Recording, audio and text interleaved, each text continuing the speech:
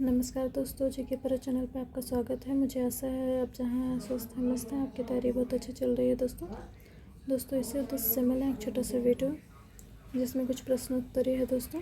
तो आप अगर अपने एग्ज़ाम की तैयारी बढ़िया ढंग से करना चाहते हैं तो वीडियो को एक बार दो बार देख लीजिएगा दोस्तों, और पूरा देख लीजिएगा। ठीक है, पूरा देखेंगे तो आपको समझ में आएगा कि आपके कितने क्वेश्चन तैयार हुए हैं, तब समझ में आएगा कि वीडियो इम्पोर्टेंट है कि नहीं है। ठीक है, चलिए इस वीडियो को कंटिन्यू करने से पहले एक बात कहना चाहूँगी दोस्तों, इस वीडियो को लाइक करिएगा, सब्सक्राइब और सपोर्ट करिएगा दोस्तों। अगर कोई त्रुटि लगे तो कमेंट करिएगा, अच्छा लगे तो भी कमेंट करिएगा दोस्तों, मुझे मोटिवेशन मिलेगा। ठीक है, चलिए शुरू करने से पहले एक लाइन पढ़ लेते हैं दोस्तों। ठीक है, जिससे आपको एनर्जी मिलेगी। ठीक है, चलिए ये लाइन है दोस्तों। बदल जाओ वक्त के साथ, बदल जाओ वक्त के साथ, या फिर वक्त बदलना सीखो। मजबूरियों को मत कोसो, हर हाल में चलना सीखो। ठीक है, बदल जाओ वक्त के साथ या फिर वक्त बदलना सीखो। मजबूरियों को मत कोसो, हर हाल में चलना सीखो। ठीक है, चलिए तो हर हाल में कितनी भी मजबूरियां हों, अगर आप कोई काम कर रहे हैं, कोई भी काम कर रहे हैं, तो उसको कंटिन्यू करते रहिए। ठीक है, चलिए पहला क्वेश्चन है दोस्तों, निम्नलिखित में से किस राज्य की मुख्य भाषा खासी है। तो दोस्तों खासी शब्द जो है इम्पोर्टेंट है, तो इसका राइट आंसर सी है, मेघालय राज्य है। मेघालय राज्य में दोस्तों वहाँ खाली भाषा ही खासी नहीं है, वहाँ की जनजातियाँ भी खासी, गारो खासी जनजातियाँ हैं, और वहाँ पहाड़ियाँ भी हैं, वो भी ऐसा गारो खासी जनजातियाँ करके ऐसा नाम है दोस्तों। ठीक है, चलिए ये देख लेते हैं, लाइन पढ़ लेते हैं। व्याख्या है, खासी भाषा मुख्य रूप से भारत के मेघालय राज्य में खासी लोगों द्वारा बोली जाती है। असम और बांग्लादेश की कुछ आबादी द्वारा भी बोली जाती है। ठीक है, तो अगर जैसे होता है ना कि कोई चीज़ या भाषा हो, या तो कोई नृत्य हो, या तो सॉन्ग हो, तो वो अगर किसी क्षेत्र में बोली जाती है तो धीरे धीरे अगल बगल में भी वो फैल जाती है। तो उसी तरह से भाषा भी है। ठीक है, चलिए आप इस मैप में आप देख सकते हैं मेघालय का लोकेशन देख सकते हैं दोस्तों, ये है मेघालय। ठीक है, ये देख सकते हैं। अब मेघालय आपको पता चल गया तो त्रिपुरा देख लीजिए, ये त्रिपुरा है। त्रिपुरा 3 तरफ से बांग्लादेश से घिरा हुआ है। ठीक है, और ये क्या है, मिज़ोरम। और ये आपको दिख रहा होगा, ये छोटा सा भाग, ये है मणिपुर, और ये है नागालैंड। ठीक है, और ये जो ऊपर ऊपर है चादर के जैसा फैला, वो है अरुणाचल प्रदेश। और ये दूसरे कलर से दिखाती हूँ आपको, ये है असम, ये असम का भाग है। ठीक है, और जल्दी जल्दी मैं आपको बताती हूँ, ये है वेस्ट बंगाल, बिहार, यूपी, झारखंड, उड़ीसा, आंध्र प्रदेश, तमिलनाडु, केरला, कर्नाटका, गोवा, महाराष्ट्र, गुजरात, राजस्थान, ये है मध्य प्रदेश। ठीक है, ये PHU पंजाब, हिमाचल प्रदेश, उत्तराखंड, और ये है हरियाणा। ठीक है, और ये है लद्दाख और जम्मू कश्मीर। ठीक है, चलिए यहाँ है अरब सागर, ये है बंगाल की खाड़ी, और ये हिंद महासागर। ठीक है, चलिए आगे बढ़ते हैं दोस्तों। आंध्र प्रदेश में बोली जाने वाली प्रमुख भाषाएं कौन सी हैं। तो आंध्र प्रदेश में कौन कौन सी भाषा बोली जाती है दोस्तों, उस हिसाब से देखते हैं। तो क्या है, मुख्य रूप से तो बोली जाती है तेलुगु और उर्दू, लेकिन आंध्र प्रदेश में बोली जाने वाली प्रमुख भाषाएं तेलुगु, उर्दू, हिंदी, बंजारा, अंग्रेजी, और इसके बाद थोड़ी थोड़ी तमिल, कन्नड़, मराठी और उड़िया भी बोली जाती है। ठीक है, क्योंकि क्षेत्र जो है सब अगल बगल में लगा हुआ है, तो धीरे धीरे भाषा हो, या तो बताइए ना कि नृत्य हो, सॉन्ग हो, कोई कुछ भी हो, तो धीरे धीरे फैलने लगता है एक दूसरे से करके। ठीक है, चलिए आगे देखते हैं। ये है आपका आंध्र प्रदेश का लोकेशन, तो देख लीजिए आंध्र प्रदेश। ठीक है, देखिए दोस्तों इस वीडियो को मैं कोई भी वीडियो पढ़ाती हूँ मैप के साथ पढ़ाती हूँ, तो उससे क्या रहेगा, आप वीडियो को पढ़ते रहेंगे तो आपका मैप इतना अच्छा क्लियर हो जाएगा कि आप कोई भी तैयारी करेंगे, कोई भी एग्ज़ाम देने जाएंगे, अगर मैप से रिलेटेड आपका क्वेश्चन पूछ लेगा तो आपको एकदम जैसे लगेगा ना ठंडी ठंडी हवा मिल रही हो, आपको एक एनर्जी मिलेगी। ठीक है, चलिए। हरियाणा का राज्य पुष्प क्या है? अलग अलग राज्यों का अलग अलग राज्य पुष्प होता है दोस्तों।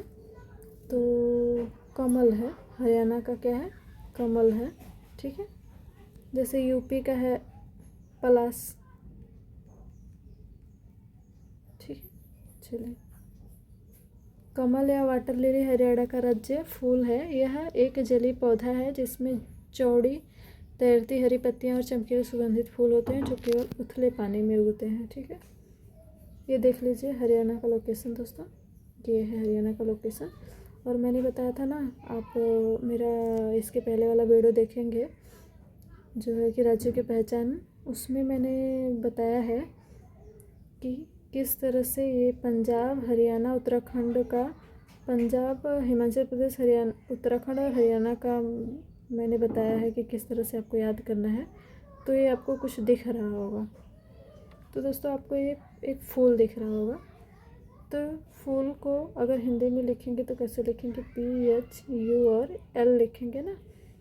तो L को आप समझिए L साइलेंट है, तो यहाँ P लिख दीजिए, H लिख दीजिए और U लिख दीजिए। P से पंजाब, हिमाचल प्रदेश और उत्तराखंड, और ये हरा है, इसको रिलेट कर सकते हैं, ये हरा है तो ये क्या है नीचे? हरियाणा। ठीक है, इतना अगर आप अपने दिमाग में बैठाते हैं तो आपका ये मैप वाला जो है कि आपका एकदम क्लियर हो जाएगा, कभी नहीं भूलेंगे। ठीक है, चलिए आगे देखते हैं दोस्तों। भारत एक संघीय संघ है जिसमें 28 राज्य और कितने केंद्र शासित प्रदेश? तो कितने हैं दोस्तों? तो एक मिनट, हाँ 8 केंद्र शासित प्रदेश हैं।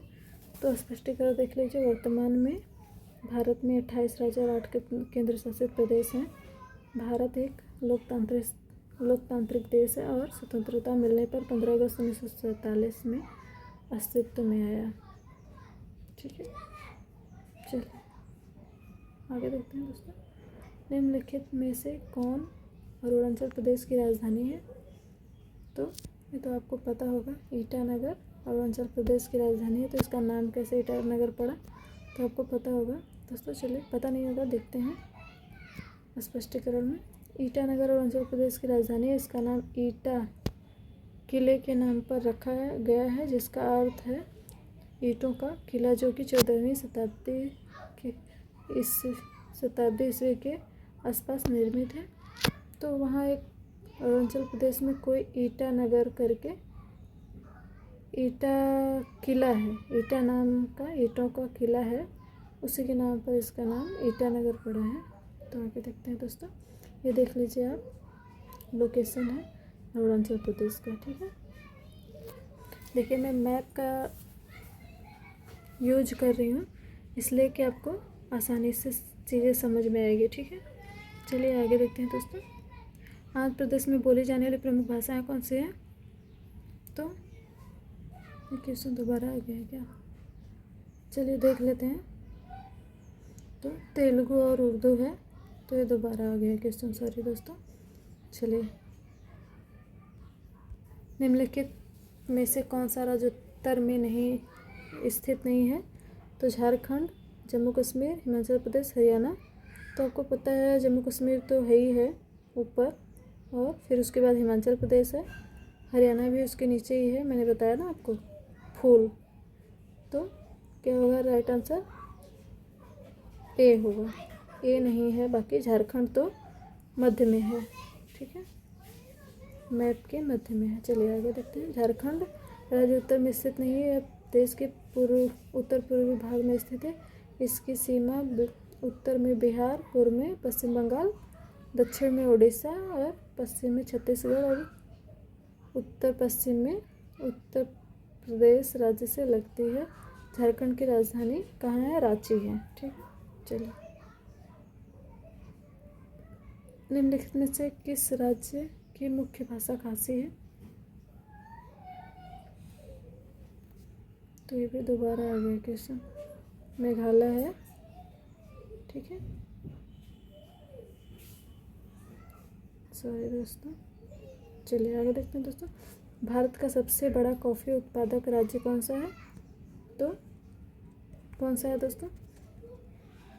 भारत का सबसे बड़ा कॉफ़ी उत्पादक राज्य है कर्नाटक, ठीक है। चलिए देख लेते हैं। कर्नाटक 70.5% के साथ भारत का सबसे बड़ा कॉफ़ी उत्पादक राज्य है और इसके बाद केरल और तमिलनाडु है, ठीक है। चलिए आगे देखते हैं दोस्तों। सबसे बड़ा क्षेत्रफल किस राज्य का है? तो राजस्थान का है। उसके बाद मध्य प्रदेश है, महाराष्ट्र है, फिर यूपी है।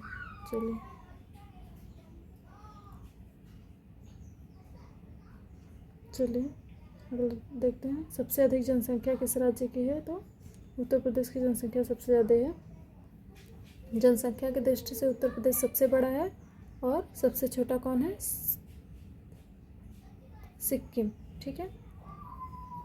चलिए उत्तर प्रदेश राज्य की जनसंख्या सबसे अधिक 166 मिलियन से अधिक है। इसके बाद महाराष्ट्र और बिहार स्थान है। लास्ट क्वेश्चन है दोस्तों, एलिफेंट फॉल्स किस राज्य में स्थित है? तो क्या होगा राइट आंसर? मेघालय में, ठीक है। यह पूर्वोत्तर में सबसे लोकप्रिय झरनों में से एक है। यह मेघालय की राजधानी के बाहरी इलाके में स्थित है, ठीक है। तो आपने देख लिया दोस्तों, ठीक है। चलिए दोस्तों, इस वीडियो को सपोर्ट करिएगा, लाइक सब्सक्राइब एंड शेयर करिएगा दोस्तों। Thank you.